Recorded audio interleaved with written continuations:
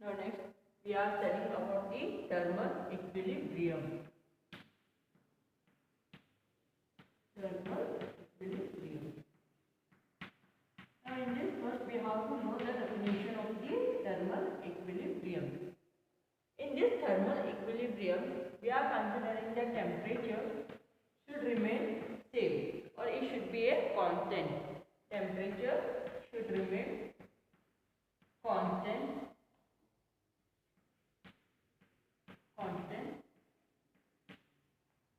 in any part of the temperature or in the surrounding.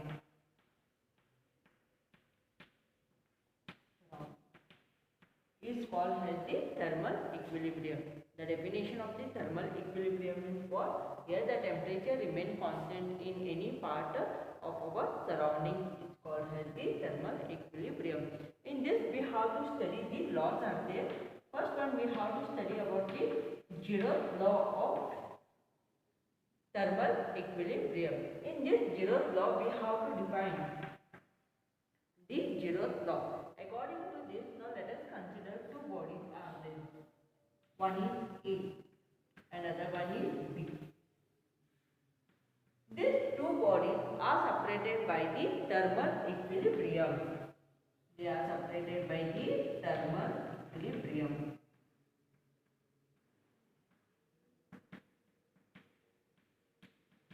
Now, to define in the zeroth law, we are telling that two bodies are there. They are separated in the thermal equilibrium. Now, let us consider other one body. That body we are considering as a C. Other one body is your C. By using this C, we have to define the zeroth law. Now, let us consider when the two bodies A and B are there, it is separated in the thermal equilibrium by the third body C. It is separated by the third body C. How to tell this? When we are measuring the temperature of the A body, it should be same when we are measuring the B also. If the A is having the temperature, B should have that same temperature, then we can call it as zeroth law. The definition of the zeroth law can be defined as if A and B are there, two bodies are there, it is separated in the thermal equilibrium. When the third body measures the temperature of A and B, it should be same. If it is same, then we can call it as zeroth law of the thermodynamic equilibrium. Now, in the same way, we have to write the significance of the zeroth law. The significance of the zeroth law, we can tell that here the temperature should be constant. Temperature should be constant. If the temperature is constant, then we can call it as the significance of the zeroth law of the thermal equilibrium. Now, in the same way, we have to study about the first law of the thermodynamics.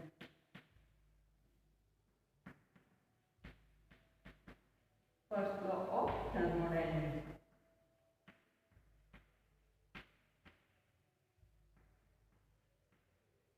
In this first law of thermodynamics, just we are considering dQ is equal to du plus dw. We are considering dQ is equal to du plus dw. Here dQ means it is the heat absorbed. Heat absorbed. Next, du is the increase in the internal energy. Du is the increase in the internal energy.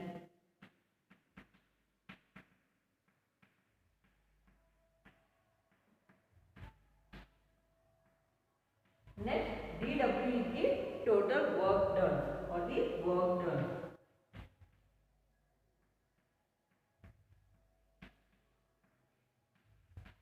Now, by using this equation dQ is equal to du plus dw, by using this we can define the first law of thermodynamics.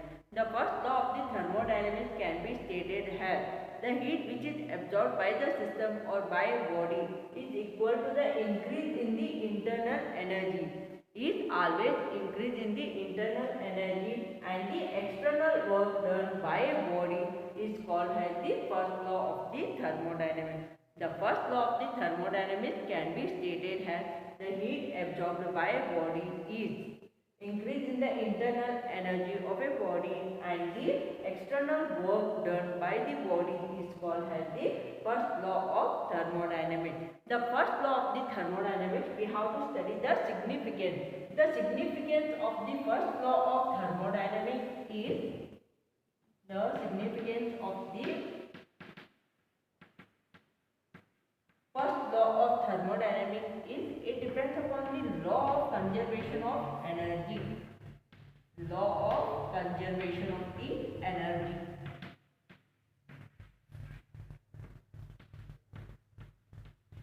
Is the significance for the first law of the thermodynamics. Next, isothermal process we have to study here. In this isothermal process, the temperature remains constant. Temperature is at a constant point.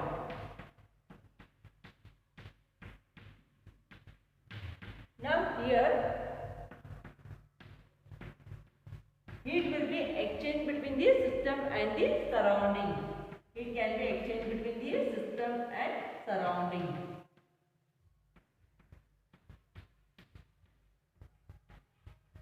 This is just about the isothermal process.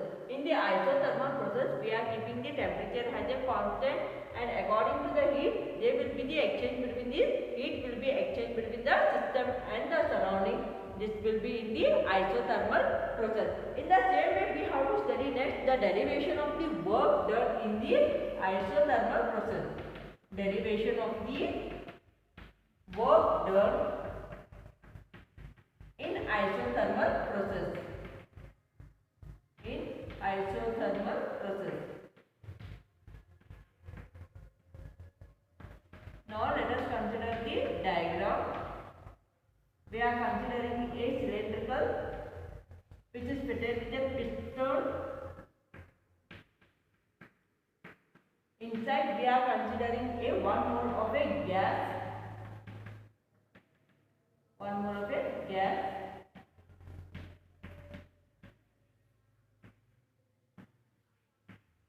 A be the area of the cross section area.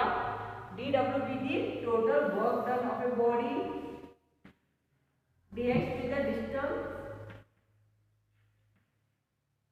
Okay. dW is the total work done in the system. dx is the distance between the point. A is the area of the cross section area. Now by using this, here we have to consider the equation as work done is equal to, we are considering work done is equal to force into displacement. Force into displacement. Now here we have taken that work done is equal to force into displacement. Again we are considering that force is equal to pressure into area, P into area. Let us consider this as a equation 1. Okay. Force is equal to P into A. Now put this P into A in this equation. Therefore W is equal to P into A, and displacement can be written as small dx. Displacement can be written as the dx. Therefore, we got the equation as W is equal to P into A into dx. In the case of the work done, we are taking dW. Therefore, dW is equal to PA dx. dW is equal to PA dx. Now let us consider this as the equation 1. dW is equal to PA dx, equation 1. Now we can consider A into dx is equal to, we are considering dB, increase in the value. Increase in the value.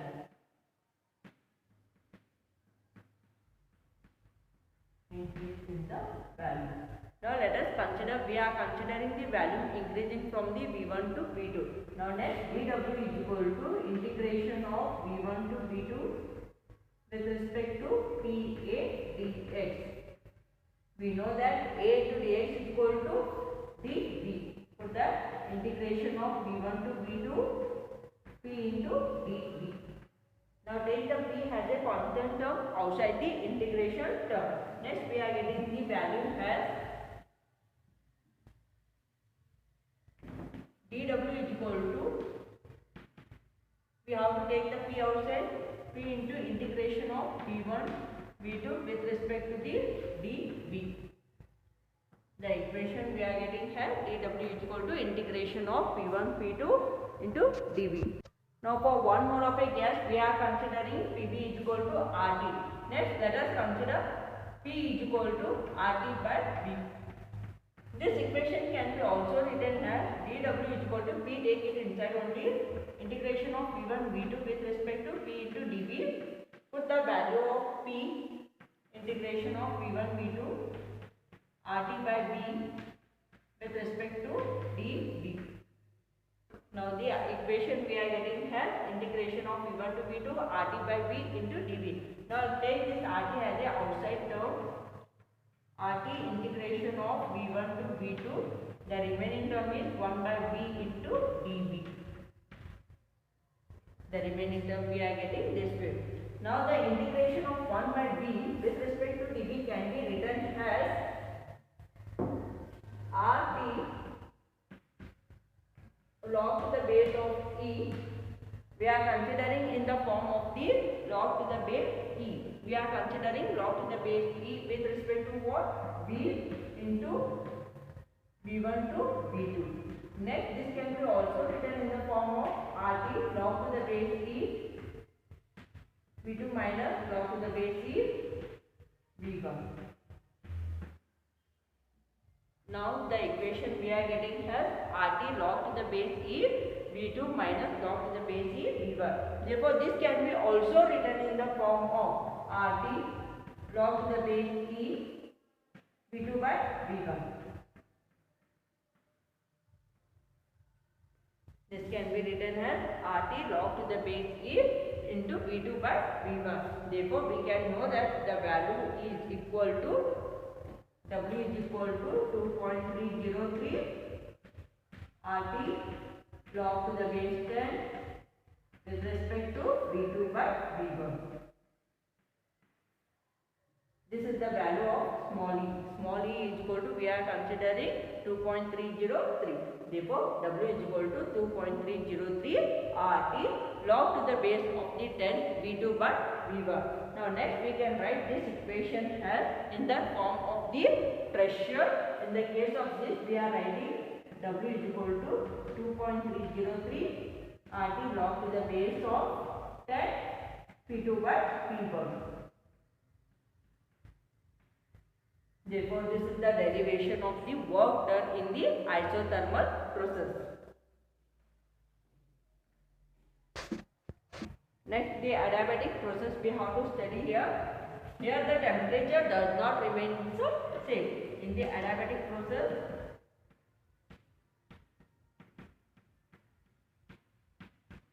temperature does not remain same. And there will be no exchange between the heat and the system. Therefore, the adiabatic process can be also written as Cp raised to gamma is equal to the constant term. Cp raised to gamma is equal to constant term, or gamma is equal to, we can write it has the value as Cp by Cv. Cp by Cv at a constant pressure and a constant value. Now see here adiabatic process, there will be no exchange of the heat between the system and the surrounding, and temperature also does not remain constant. Therefore the equation can be written as Cp raised to gamma of Pv gamma. Here we are considering Pv gamma is equal to constant term. Yes, gamma is equal to, we are considering Cp by Cv is a constant term.